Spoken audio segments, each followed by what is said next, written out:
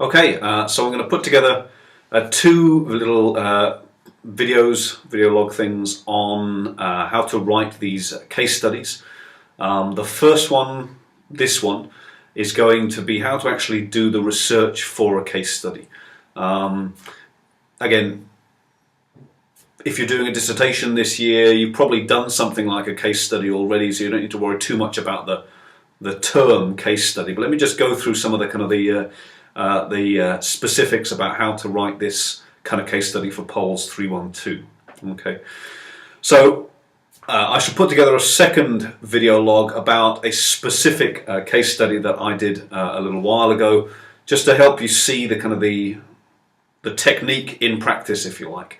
Let me talk for a few minutes now about that technique, though. First step, I think, is to think about the big themes from the course again. Think about those themes of crisis, change, theory, particularly this term legislation, institutional change, places, regions. Obviously we're looking at the UK and Europe this term.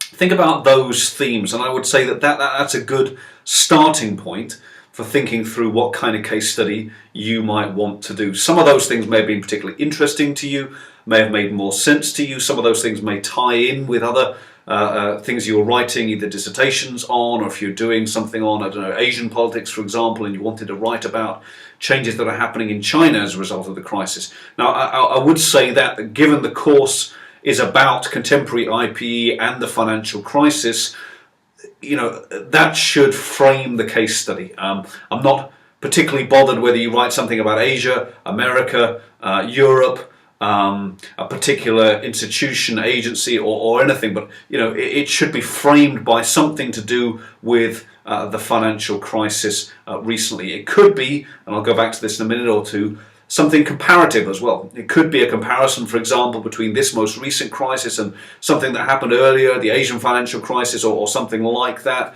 You know, that's certainly possible. But I would say, you know, keep in mind, keep the main focus on the recent financial crisis. And I wouldn't do something that goes back beyond, I don't know, say the 1970s, for example. Certainly as the kind of main focus anyway. You could use examples from previous earlier periods, but I wouldn't try and focus on that for reasons that I will explain in a minute or two. So that's the first step. Think about the big themes. Second step then is to choose an area, something that, as I said, interests you, something that you perhaps know something about.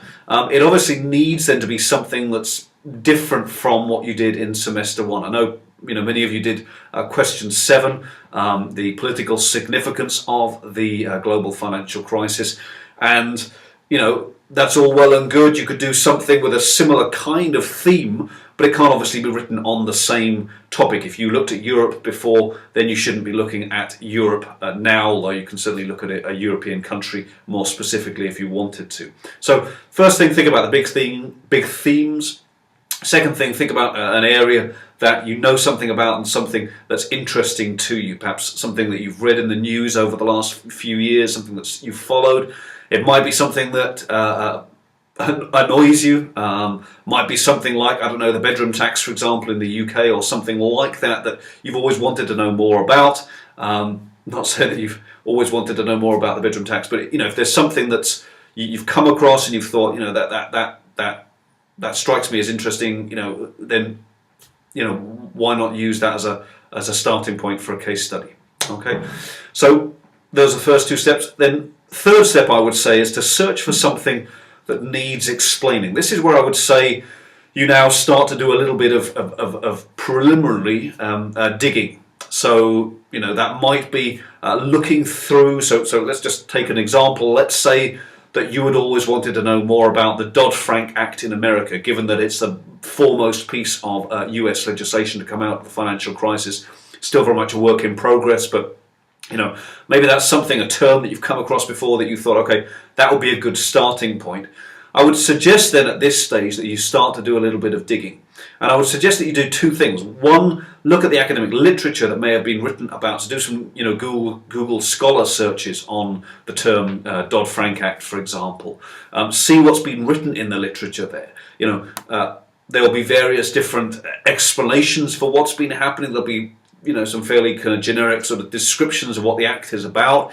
There'll be accounts that talk about, if you focused on the Dodd-Frank Act, bank lobbying, for example, regulatory capture. There'll be different kind of explanations there already that you'll start to come across for why the Dodd-Frank Act has been stalled and delayed and watered down and all those kind of things. That's good, but you'll get a sense of that from the academic literature.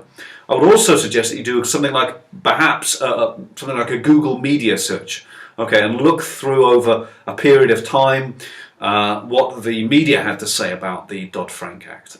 Have a look, for example, at things that were written in newspapers from whenever, 2009, 2010, 2011 onwards, and this is where you get, some of this stuff will be useful, some of it is simply kind of background search, and there's a certain amount of that without wasting ttoo much time, as I said in the podcasts last term. Without spending too much time, there's a certain amount of kind of background digging that you need to do, a certain amount of finding out the kind of the background material before you get a little bit more specific and targeted. Okay, so those are the first 3 steps. Step 4, then, I would say, is to force yourself once again to write some of this down. Okay, now that you may have found that hard in the first term, where you already had a research question given to you in the course guide. In a sense, that task is even more challenging in the second term, because you're now being forced to write about an area that you don't know much about and to frame your own research question. I would say, though, force yourself to write out a first paragraph or 2 again. Frame a research question. As I said, for point 3, you're looking for something that needs explaining. It can be fairly simple and straightforward at this stage. What explains the Dodd-Frank Act? What explains the slow passage of the Dodd-Frank Act? Okay, so it's a fairly broad question, but it gives you something to start writing about, a question to start answering. Okay, and I would say force yourself to do that.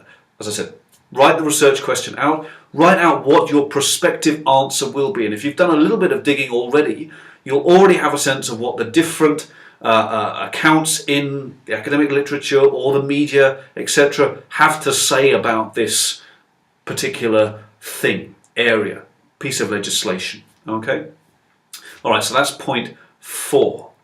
Point 5 is then think about what those competing explanations are actually pointing towards. Okay? That's fairly similar to what we talked about in the first term. You're looking for different ways of explaining this particular thing, or different accounts, if you like, of what is happening. Let's take the China example. If some people are arguing that the global financial crisis has contributed to the rise of China and a shift in the kind of balance of economic power globally between the US and China, other accounts dispute that and contest that. They may contest it in statistical terms, they may contest it in other ways, but you're already starting to see there are different ways of explaining, different ways of describing or accounting for what is actually happening. You're looking for some kind of sense of, before you get into your specific argument and the detail, if you like, of your argument, some, if you like, broad, what are the big issues at stake here? What does the case point to? What are the different explanations or different accounts around about this thing that you're interested in? Okay. Then really it's quite straightforward after that. You write the essay out, having done the research, and we can talk more about this in the lectures, and I would say at this stage, come to speak to me about the case. Once you've got that opening paragraph written out, once you've got a sense of what you're looking at and what the debate is about, come and speak to me at that stage. I know some of you did in the first term, some of you didn't. I would suggest that you all come and speak to me about the case study at a fairly early stage, perhaps halfway through term, perhaps just after or just before study week. Don't be afraid to do that, even if you've only got a very kind of unclear, vague idea of what you want to do. The case study is such that you really need to start fairly early, at least thinking about it. Okay, it's not the kind of thing that you can leave until a week before the deadline. Okay, so and then the actual process of writing the essay out is fairly straightforward. Again, those kind of three big sections, if you like, that we talked about. The introduction, where in a sense you talk about the case, the big issue, and the explanations. The central section, which will probably be about, again, 1,800 to 2,000 words, where you describe the case and make your argument. And then the conclusion, where, hopefully you did this in the first term essay, but if not, think about the general lessons that come out from the case study. So hopefully that should give you a bit of a sense of how to go about researching the case study. As I said, I'll put together another podcast on an example of what I mean by this. But just to give you a sense of what people have done in the past, I'll give you three examples of case studies that people have done before. One was to explain the Eurozone responses. I had someone a couple of years ago who wrote a very good essay on this, explaining the ECB responses, the European Central Bank responses, because there was something, if you like, counterintuitive that he saw in their responses. This essentially independent, autonomous institution, but acting in a very kind of politicized or political way. So I had someone write a very good essay on that.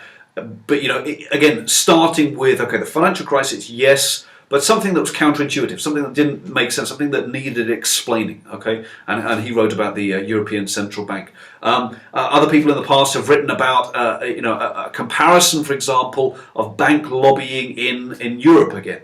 There are a whole range of European pieces of legislation, if you like, to come out of the financial crisis, the EMIR, the MIFID, numerous acronyms, the CRD, the CRR. I mean, there's just a whole range of them. One thing you could do is a comparative analysis of how have different banking groups from particular countries lobbied. And I had someone write on that a few years ago as well. What have they done in Europe? What have their interests been? What does that tell us about the kind of the fragmentation of European legislation, for example, of Europeanization, the breakup of Europe, or increasing Europeanization? So, that's an example of something that someone else did in the past. You could focus then on a single piece of legislation. Could be European, could be international, kind of, if you like, something that's happening out of IOSCO or at the IMF level, various kind of institutional changes, for example, there's all sorts of, openings, opportunities, if you like. Could be a piece of legislation, could be an institution, could be a regional or country-specific change, for example. But, hopefully you're getting a bit of a sense of what a case study looks like.